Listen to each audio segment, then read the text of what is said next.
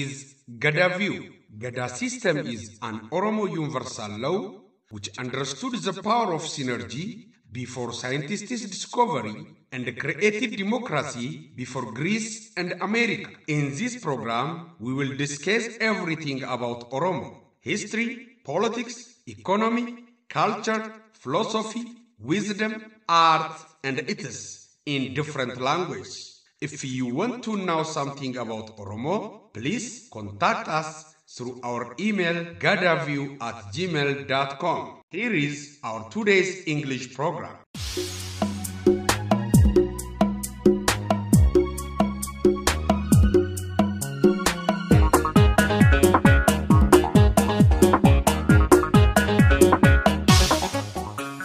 The secret of ongoing war in West Oromia.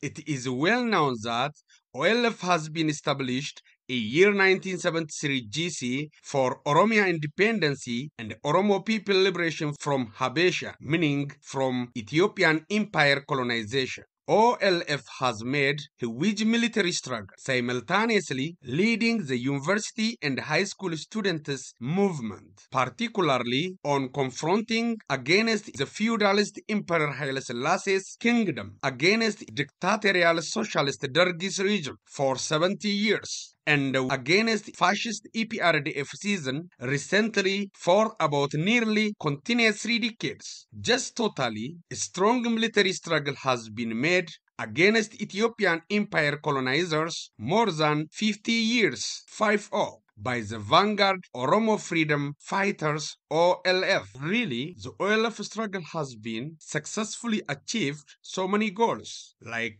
learning in Afan Oromo from KG to university level, making Afan Oromo a media language, making Afan Oromo an official language, progress the active participation of Oromo in the politics, developing the awareness of Oromo about its identity and its own history, demarcation of Oromia state to somehow, and many other achievements are the result of OLF struggle, and also with some losses, but for sure to be handled. Nowadays, I can proudly pursue to anybody that the progress of the Oromo struggle, which have been leading by OLF, is at the high peak and the climax stage, for about to be concluded in coming near years, and also it is ongoing in very critical new phases right now, more than any time in the history of Oromo struggle for freedom at all. After Derg became overthrown by the role of OLF and EPRDF,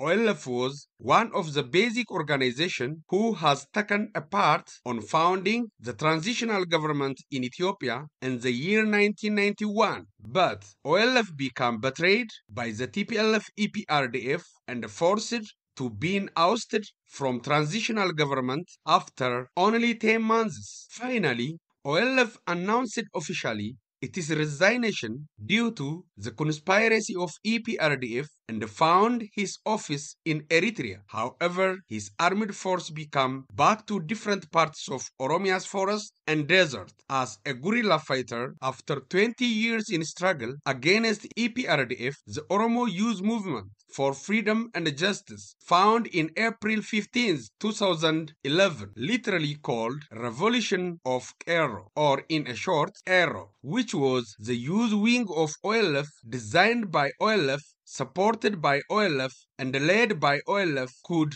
deliver the change in Ethiopia. However, the change delivered by Kairos sacrifice became hijacked by the so-called Team Lemma, the group of decayed EPRDF. In fact, what the world should have to understand is that since from Junaidi Sado's Oromian presidency, there were internal struggle against EPRDF, but that group inclined to religious than Oromo political cause, Even they were affected many Wallagam-born elites who were working in the government professionally as experts in different bureaux by blackmailing them with the name of OLF. Then the Junaidi Sado's team could establish well-structured Muslim Oromo in deep hidden secret like Iranian Revolution, which overthrown the king in year 1979. Also like Egyptian Muslim Brotherhood led by Dr. Morsi, hijacked the Egyptian Youth Revolution.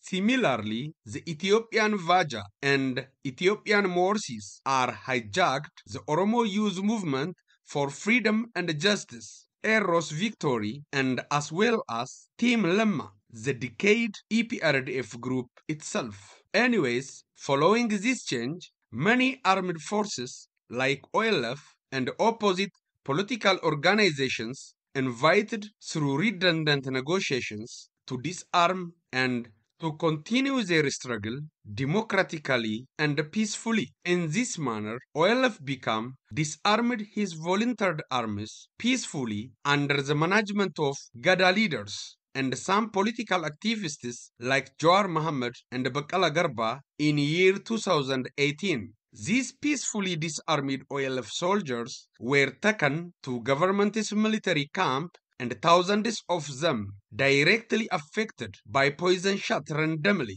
Within difference of few months, they entered to the camp. This evil act could lead the rest of the mass of OLF armed force for not volunteered to disarm. Due to this, even mass of armed OLF military force splits themselves from the OLF political leaders officially and given themselves the name OLA, Oromo Liberation Army, leading by Jal Marro, and intensified their power of struggle. Within these past 4 years, the promise given to OLF was already broken. Hope of democratically and peacefully struggle for opposite party in Ethiopia is absolutely dead.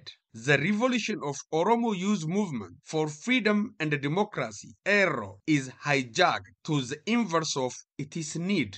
Mass arrest of ERO, displacement of Oromo more than any time in history, execution of political prisoners and political leaders, the corruption of authoritarian PP ongoing as their strategy, economical depression, and its led the Oromo youth to join the OLA and dramatically progress the armed force from guerrilla fighter to conventional frontline fighter, particularly in West Oromia, like West Wallagga, East Wallagga, Kellam Wallagga, and Horogduru Wallagga, and then immediately expanded to Central Oromia, like West Shoa, North Shoa, South West Shoa. The Ola developed its force also in South Oromia, like Guji, Borana, and other parts of Oromia. The government is blaming the OLF by saying your hand is in the progress of Ola. But the OLF on other side blaming the government by saying the government is the cause for the failure of peaceful disarmament process of all former OLF armies, both sides pointing their finger to each other. In between this, the government closed the OLF's head office in Finfinne, Addis Ababa, and all offices in Oromia and Wallo Kamise. In addition to this, the government arrested almost 99% of OLF political leaders, including under house arrest of OLF's chairman, His Excellency Jal Daud Ibsa, former OLF's Deputy Security Chief Colonel Gammachu Ayana, the advisor of OLF Dr. Shugut Galata, former OLF's General War Leader Jal Abdi Ragasa, and many others are all detained. Jal Mikael Boran, Jal Dawit Abdata, David, Jal Aman File, Jal Kannasa Ayana, Jal Lami Benya, Jal Abdi Truna, Jal Jabesa, Dr. Gada, are all OLF leaders arrested without court order and without visiting the court for years in unknown prisons. Not only this, the government proposed the Oromo Liberation Army OLA and the Tigray Defense Force TDF as a terrorist group and ratified on the Ethiopian monoparty parliament. 100% Prosperity Party's parliament, and they changed the name of Ola by Shane, which is unknown and meaningless, the word itself standing alone, just for the sake of define, defame, and destroy. These all action of government instigated all Oromo people for anger and ignited the intensifying war between Oromo and the government. Eventually, Ola is overcoming the ongoing war in Oromia everywhere with public support against the joint force of Ethiopian government with Fano, the informal right-wing and land expansionists and Eritrean government force too. That is why many parts of Oromia zones are governed under Ola. Now, one can find Ola less than 100 kilometers from capital city Finfinne, Addis Ababa in all directions. Before Ethio-Tigray war, the government was cut the internet connection, social communication, and the medias from West Oromia and killed thousands of innocent civilians systematically by saying, "You are feeding Ola or Shane," gave them information, shelter, economic, and moral support. But this tragic incident didn't get fair concentration from international community and the UN for the past 3 years. Now, the war is turned into targeting innocent civilians, ravaged schools, residential areas, markets, churches, forests, animals, and crops randomly. Millions become displaced and migrated, leaving their birthplace and assets. Life activities are stagnant in many parts of Wolaga. No farming, no economic activities, no school, just natural life is completely stagnated, especially in Wolaga. In fact, international community started giving concentration recently after Ethio-Tigray war peace negotiation. However, the focus is not enough as the scope of the catastrophic disasters ongoing in Wolaga, West Oromia. Some political bloggers are giving analysis why Prime Minister Abiy Ahmed Ali is taking this much incredibly unfair, immeasurable, unbalanced military action on West Oromia by reminding Prime Minister of Ethiopia Abiy Ahmed Ali and his speech on television, consequently in 2018 and 2022 as follows. "I will not go to Ulega. If I will go there, they will kill me. I have security information about this.